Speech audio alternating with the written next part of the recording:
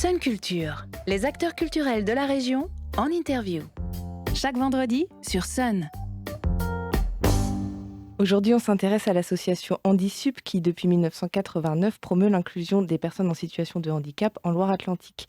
Et ce qui nous intéresse particulièrement, c'est le projet La Vie Normale que Marion Houtin, coordinatrice de projet, et Anaïk Domergue, metteur en scène, sont venues nous présenter. Bonjour. Bonjour.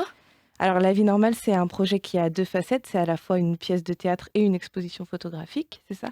Oui. Alors, on va parler d'abord de la pièce. Comment le projet est né?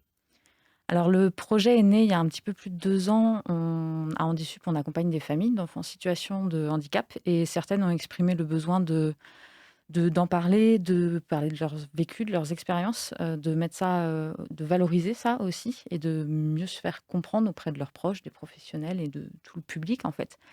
Et voilà, c'est né un petit peu de cette envie-là et on a alors fait appel à Anaïk Domergue pour mettre en scène tout ça à travers une création théâtrale.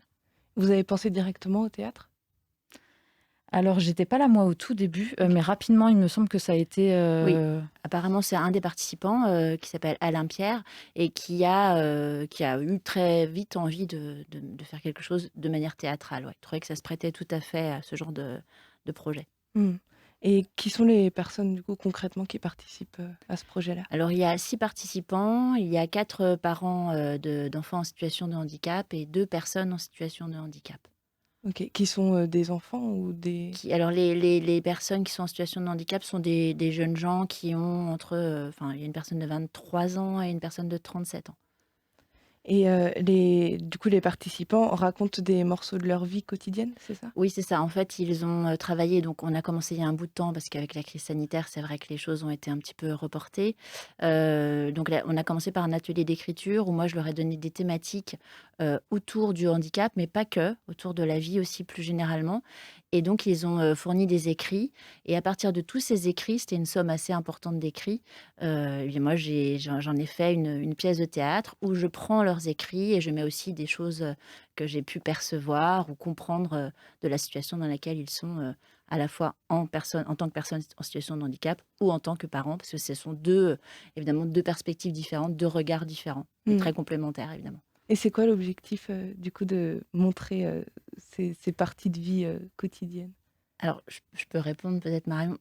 L'objectif, c'est déjà d'être entendu, d'être vu, parce que ce sont des personnes, qu'elles soient en situation de handicap ou parents d'enfants en situation de handicap, qui sont souvent dans l'ombre, qui sont souvent, qui font leur vie, et les choses sont très secrètes, très discrètes, c'est de l'intime.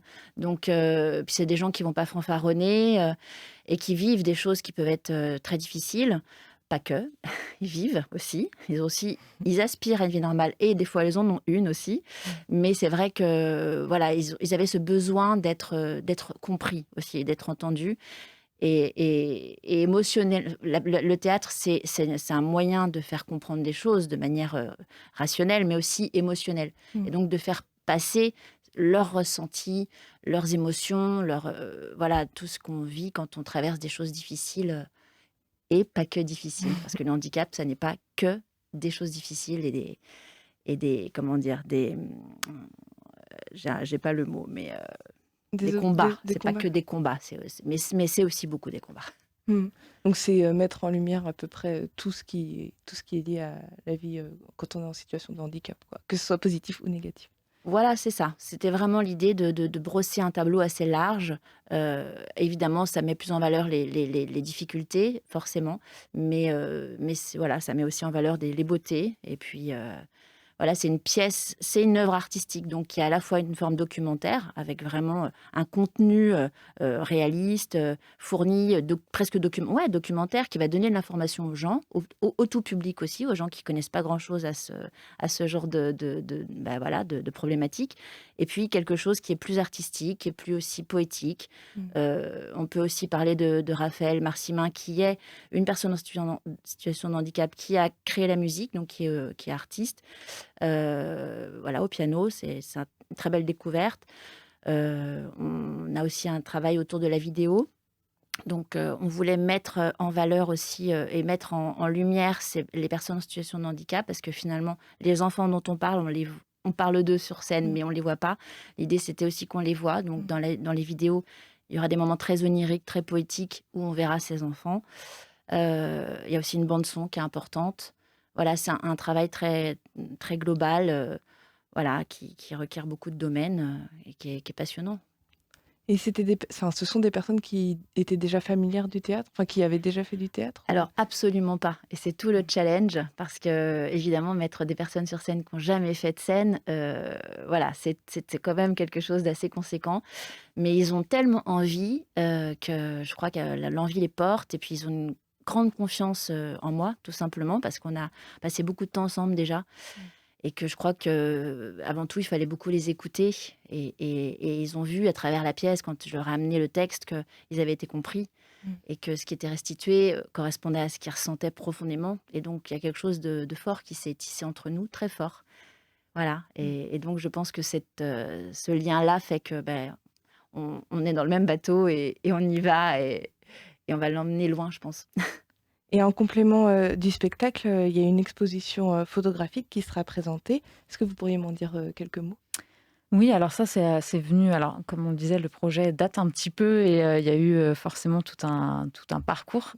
Et au fur et à mesure, il y avait vraiment cette idée aussi de se dire, peut-être qu'on peut utiliser un autre média, peut-être qu'on peut faire entendre aussi la parole d'autres personnes. Enfin voilà, il y a eu pas mal de réflexions autour de ça.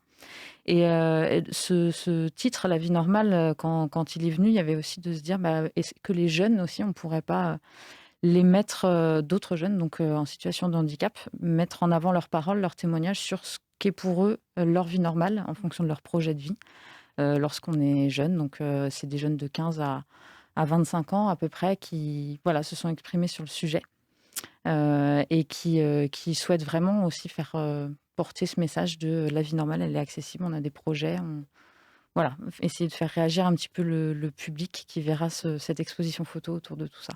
Mmh. Et vous avez, pourquoi est-ce que vous êtes tourné plus vers la photographie que vers autre chose? Je ne sais pas, des récits écrits ou... Peut-être parce qu'on a pensé aussi que c'était plus accessible. Voilà.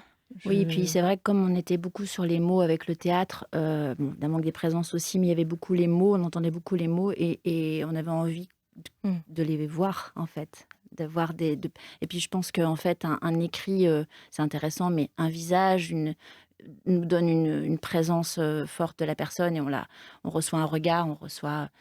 Donc voilà, c'est plus, pour moi, plus fort, en fait. Ce sont des regards qui interpellent, ce sont des gens qui sont souvent un peu cachés, et là on les voit, quoi, et on les voit bien. Puis ils sont valorisés par le travail de Jérôme Blin, le photographe, qui est un photographe professionnel qui fait de très belles choses, qui travaille beaucoup notamment autour des jeunes, enfin, sur voilà, qui sait très bien photographier les personnes jeunes. Les vieux aussi certainement, hein, Jérôme. Mais, donc voilà, et c'était l'idée. En argentique, hein, ça c'est important de dire que c'est un travail où il laisse aussi la place un peu au hasard, parce que l'argentique, on ne sait pas trop toujours quel va être le résultat, mais il trouvait ça important de travailler avec cette matière-là, avec cet outil-là, qui est chouette. Autant du numérique, je trouve que revenir à l'argentique, c'est revenir à quelque chose de puissant aussi, avec une très belle lumière. Donc si on résume, la pièce La vie normale sera jouée donc au théâtre municipal de Rezé au mois de mars, ce seront les 17 et 18 mars. Et l'exposition, on pourra la retrouver à ces deux dates aussi, et pareil au théâtre municipal de Rezé. Oui. Très bien, j'avais rien oublié, tout est dit. Tout est dit. Oui. Super. Merci beaucoup Marion Houtin et on aurait Anaïs. peut-être pu préciser, pardon, Non, il n'y a excusez-moi, pas de souci. que la personne qui est le réalisateur vidéo, qui va faire des vidéos, s'appelle Maxime Pérez. J'ai oublié de le dire et c'est important. Bien sûr, c'est très important. Merci pour cette précision et merci beaucoup d'être venu parmi nous pour toutes ces précisions. Merci à vous. Merci À bientôt. beaucoup. À bientôt. Sun Culture. En podcast et en vidéo.